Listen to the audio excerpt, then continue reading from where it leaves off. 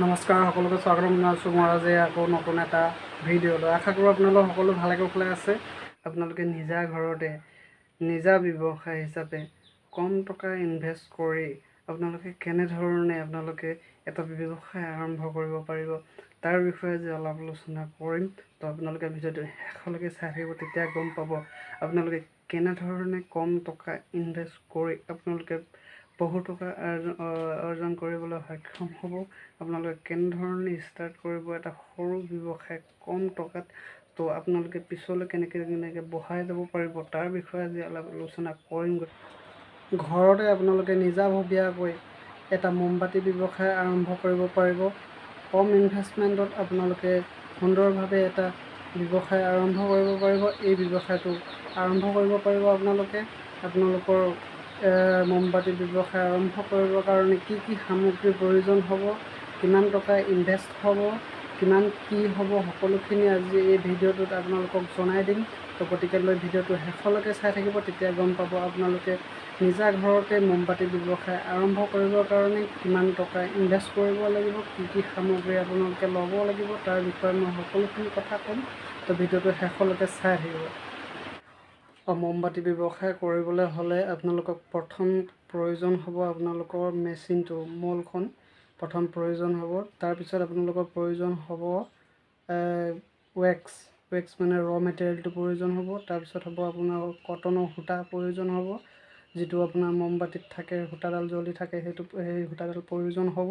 তো এই তিনিটা বস্তু আপোনালোকে এই তিনিটা বস্তু আনিব পাৰিলে আপোনালোকে সুন্দৰভাৱে মমবাতিৰ ব্যৱসায়টো আৰম্ভ কৰিব পাৰিব। ঘৰতে আপোনাক কম ইনভেষ্টমেণ্টত আপোনালোকে আৰম্ভ কৰিব পাৰিব।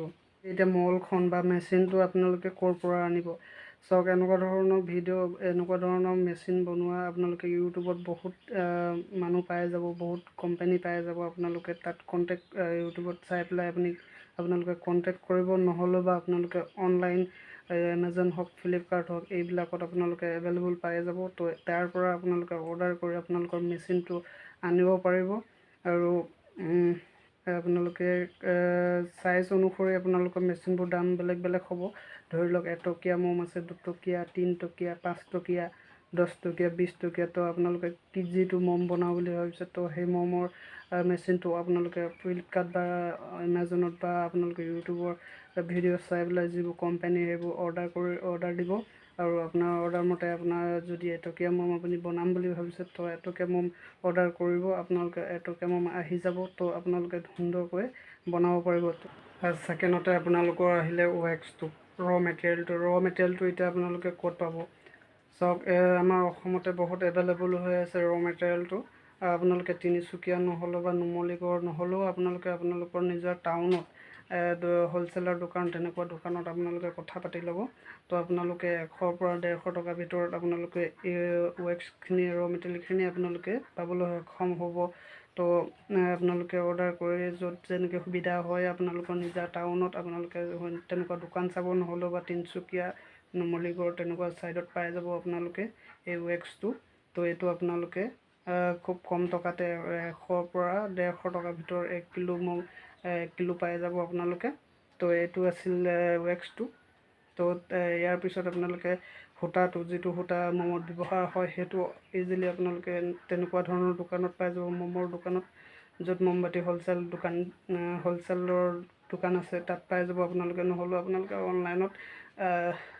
অনলাইনত আপোনালোকে চাৰ্চ কৰি আপোনালোকে অনলাইনৰ পৰা পাৰচেছ কৰিব পাৰিব। মই গোটেইকেইটা মলখন আৰু সূতাটোৰ লিংক মই ডিছক্ৰিপশ্যনত দি দিম। আপোনালোকে তাৰ পৰাও গৈ পিনে আপোনালোকে ক্লিক কৰি এইখিনি পাৰচেছ কৰিব পাৰিব। তো যদি আপুনি 1 টকীয়া মম বনাম বুলি ভাবিছে, তেতিয়াহ'লে আপোনাৰ 2 পৰা 3,000 টকাৰ ভিতৰত আপুনি মেচিনটো পাই যাব। নহ'লেও আপুনি 2 টকীয়া, 5 টকীয়া বনাম বুলি ভাবিছে যদি আপুনি 2 পৰা 5,000 টকাৰ ভিতৰত আপোনালোকে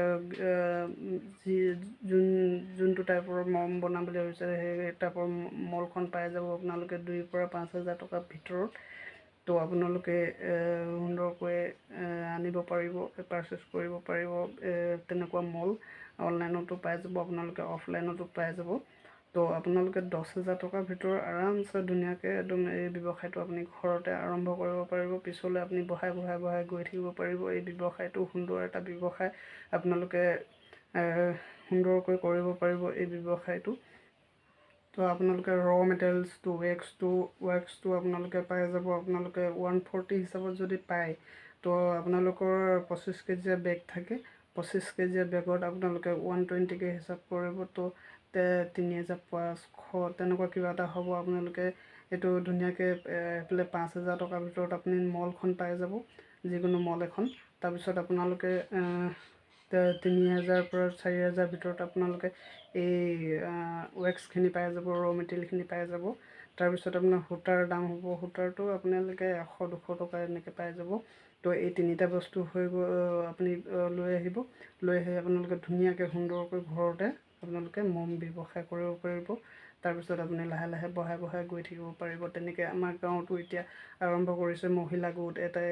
আমাৰ মাহঁতি আছে যোনটো মহিলা গোট, সেই 10জনীয়া মহিলা গোটে আমাৰ গাঁৱতে আৰম্ভ কৰিছে, ঘৰৰ ওচৰতে।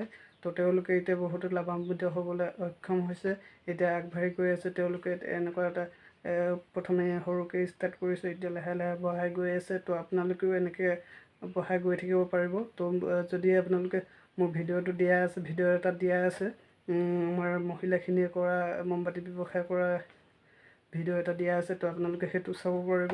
তো আপোনালোকে এনেকৈ ধুনীয়াকৈ ব্যৱসায়টো আৰম্ভ কৰিব পাৰিব। তো আজি ভিডিঅ'টো ইমানখিনি আছিল। তো আশা কৰোঁ ভিডিঅ'টো চাই ভাল পালে। তো ভাল পালে লাইক এটা কৰি দিব আৰু চেনেলটো ছাবস্ক্ৰাইব কৰি দিব। ধন্যবাদ। জয় অসম।